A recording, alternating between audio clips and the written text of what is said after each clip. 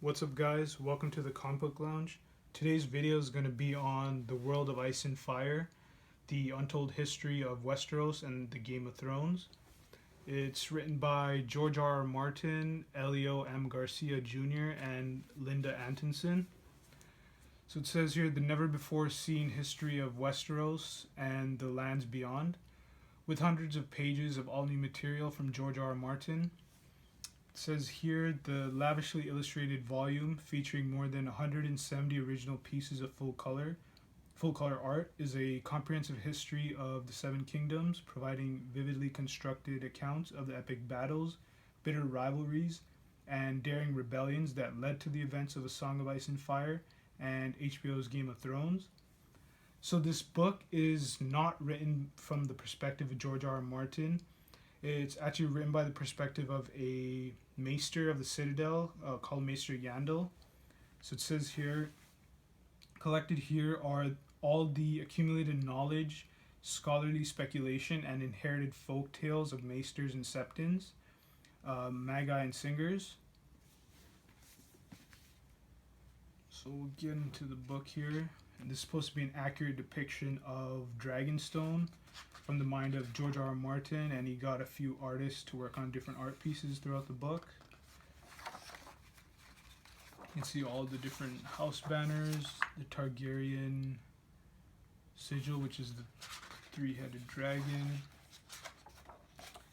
And here's the contents. So it first starts with the ancient history, starting from the Dawn Age to basically the Doom of Valyria. So each of those, there's like 3 or 4 pages dedicated to each of those significant time periods.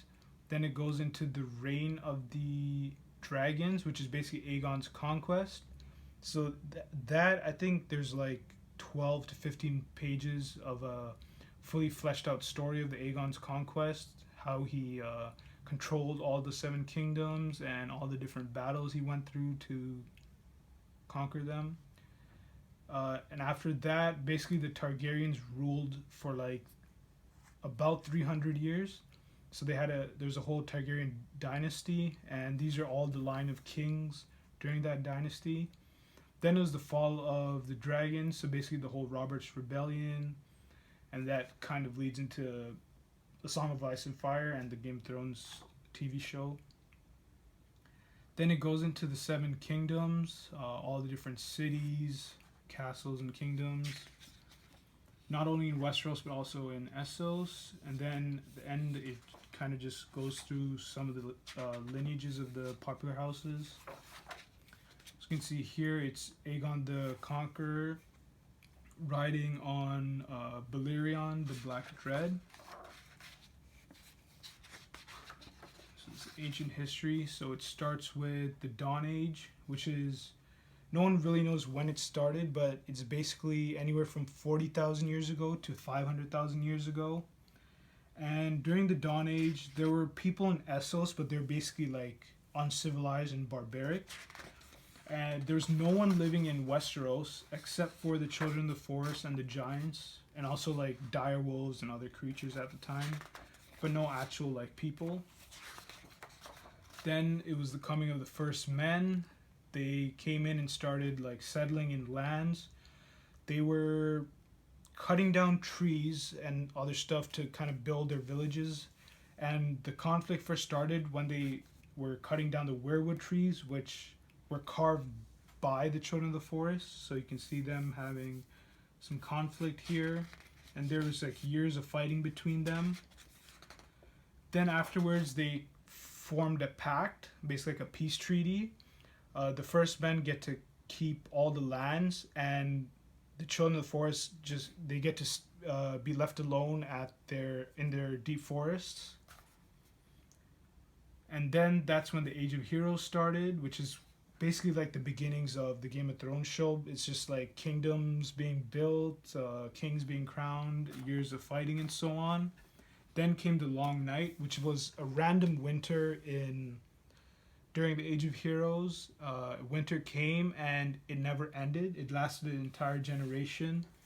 So it says somewhere here, the generation in which children were born grew into adulthood, and in many cases died without ever seeing the spring. And you can see here is the Great Others, also known as the White Walkers, riding a terrifying ice spider. And here it goes through like many different kind of tales of how the Long Night started and how it ended. And there's different tales in different cities. So in Ashai, they said there was a hero who fought against the others with a red sword, and he's basically named Azor Ahai, and they prophesied his return one day. There's also here about a northern legend that some hero in the north went to find the children of the forest, and they had like a long and hard journey because the hero's people were slowly dying by like White Walkers who were trying to prevent them from reaching the children of the forest. Some of his people abandoned him, and finally he alone reached the children of the forest, was talking with them. Basically, they formed an alliance which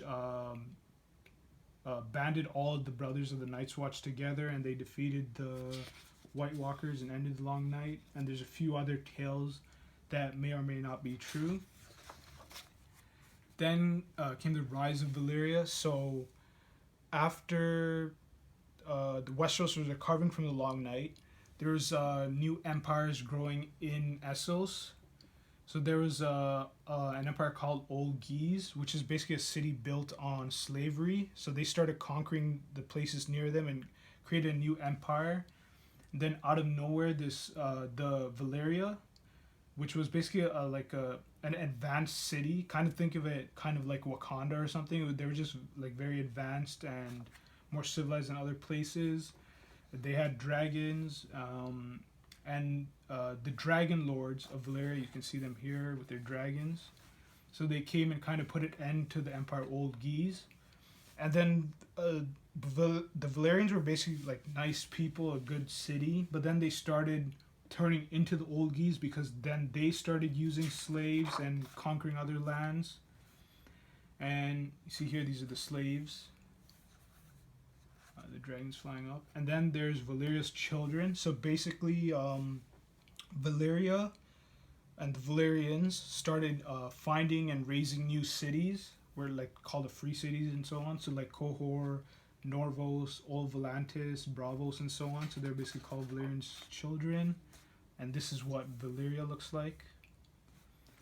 Then came in Westeros as the arrival of the Andals, and they're basically like savage people. You can see with their helmets, and they came when they came. They had like the most advanced weapons and armor.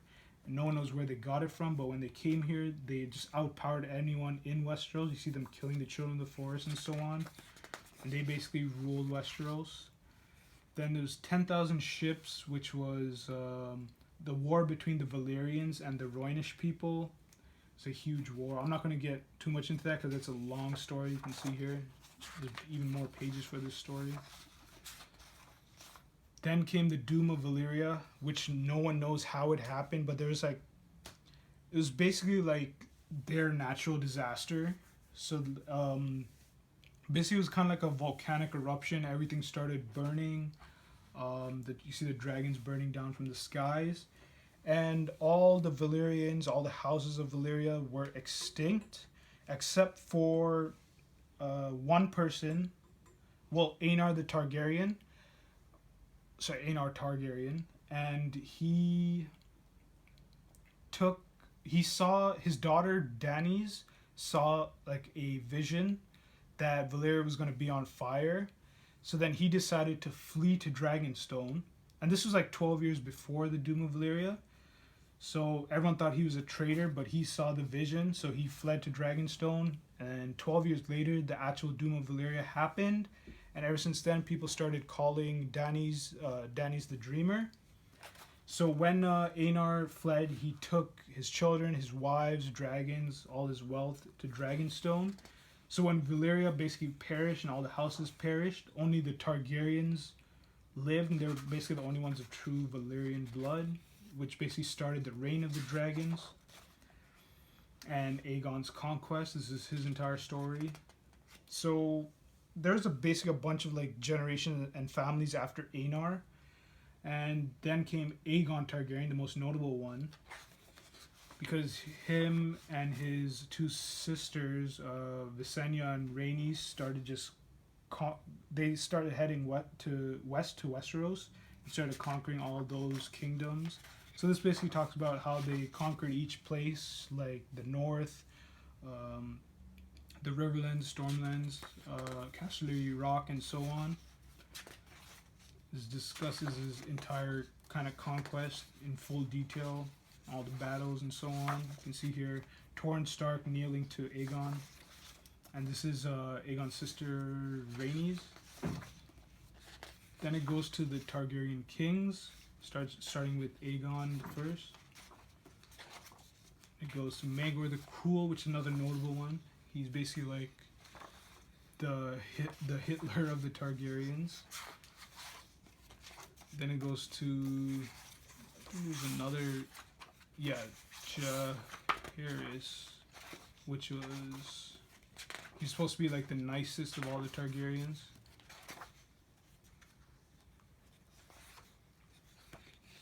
And we'll skip through all these Targaryen kings. And this, like I said before, the Fall of the Dragons, basically the whole Robert's Rebellion. You see Rhaegar here. And then it goes into the Seven Kingdoms. This talks about the north. You see a nice map here. And this is what Winterfell is supposed to look like. This is what the wall is supposed to look like. And it goes through all the different Seven Kingdoms in Westeros and also some of the cities and stuff in Essos. Just quickly skim through all that. And then I just want to go to the end really quickly. Yeah, I want to start with this. So this is basically the entire lineage, the family tree of the Targaryens. The Starks and the Lannisters. Then it goes into the Targaryen and the Baratheon reign. You see all the kings here. You see how huge the Targaryen reign was compared to the Baratheon reign. You see all the years gone by. And that's basically it for the World of Ice and Fire. Thank you guys for watching, and there's going to be more Game of Thrones videos coming soon. Some other book unboxings, so stay tuned for that. And see you guys next time. Peace.